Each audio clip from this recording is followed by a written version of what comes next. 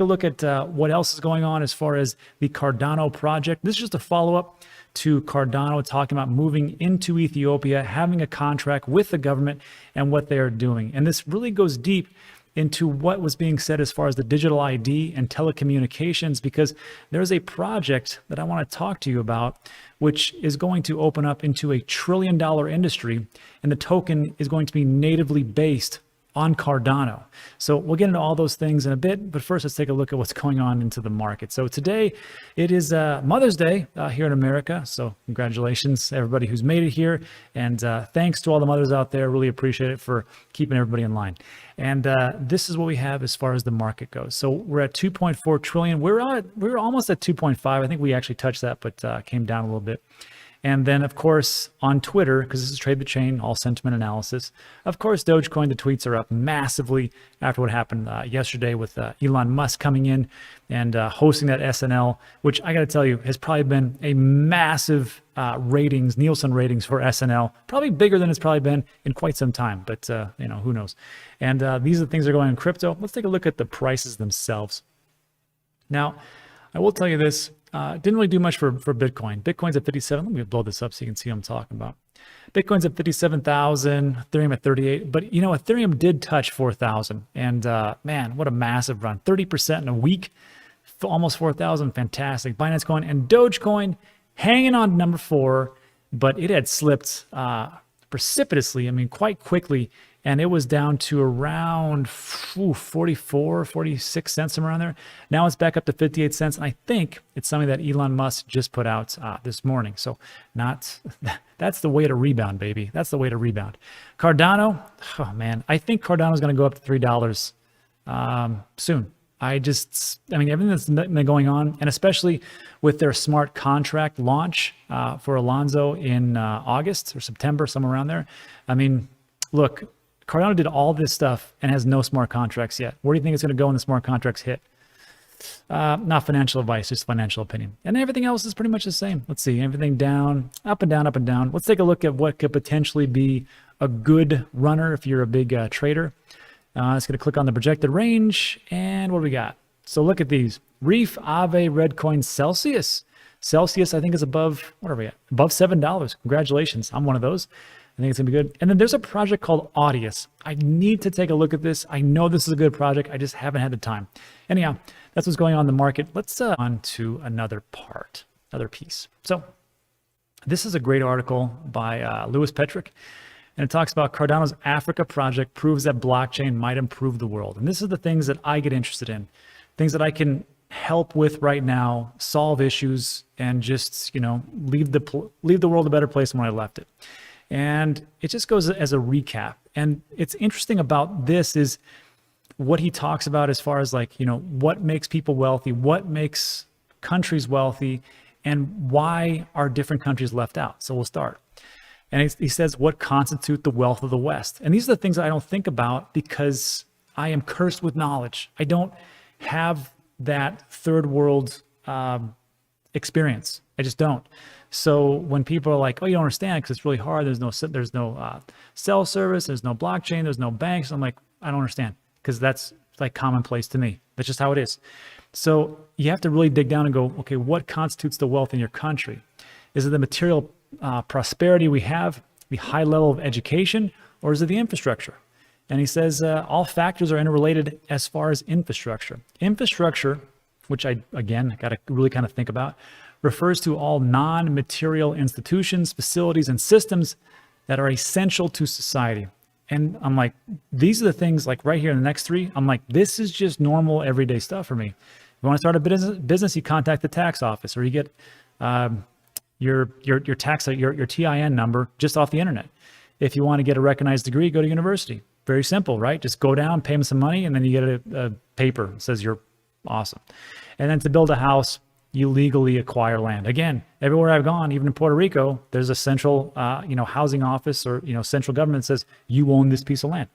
I just don't think about it. And in other countries, like third world countries, you effectively have no property when you buy the land. For example, there's a lack of the necessary bureaucracy, and often the bureaucracies are corrupt. And I've seen that a lot traveling around through Mexico. That's just how it is. Let's be honest. One thing about Mexico, I'll tell you this, as far as like, hopefully I don't get bombarded with this one, but I will just say it. Great thing about Mexico is like corruption, just out there in the open. Like, yeah, is what it is. You know, if you want this, just pay us. But in America, it's like, we're not corrupt. And then of course, everything's underneath the table. That's just me, just my opinion. Don't lambast me. It's just how I see it. A whole 2.5 billion people do not have a bank account. They are excluded from the international economy. So on top of everything we just talked about, people don't have bank accounts, very hard to do things. The reason, why don't people have bank accounts? Because can't banks just go there? No, transactions are complex and they involve high costs.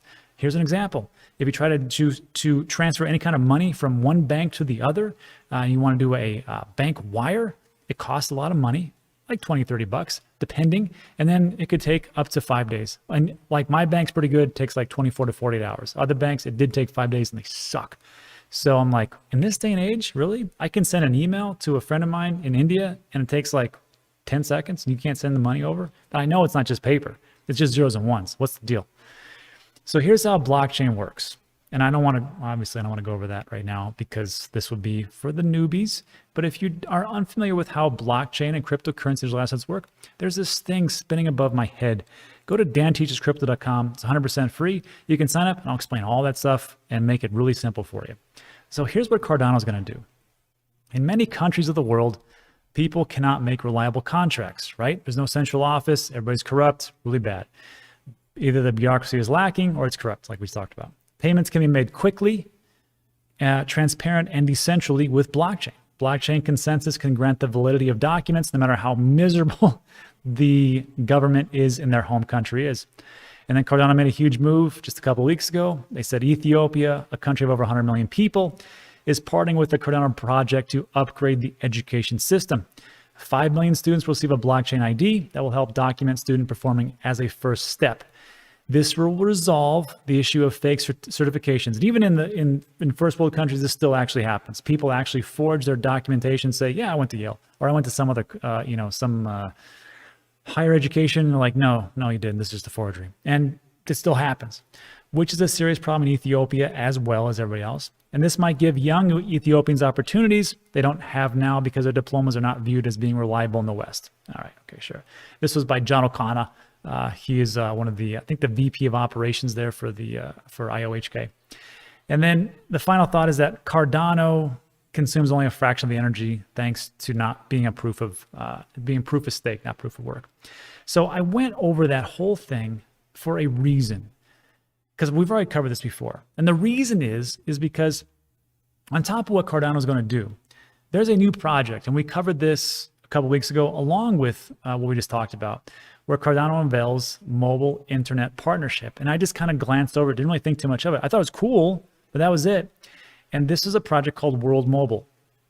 And they're going to provide 5G internet access and give customers a blockchain-based platform so they can verify their identity, on top of the fact that they're going to give them access to, as time goes on, insurance, healthcare, and financial. So on top of getting telecommunications and internet, they're going to get all those things as time moves on. How they're going to do that is the most interesting part. So I actually covered this in a video I just made yesterday and today. And I had that dude right there in the middle, that guy, that's Mickey right there. He's the CEO, and he came on the show and explained exactly how they're going to do that.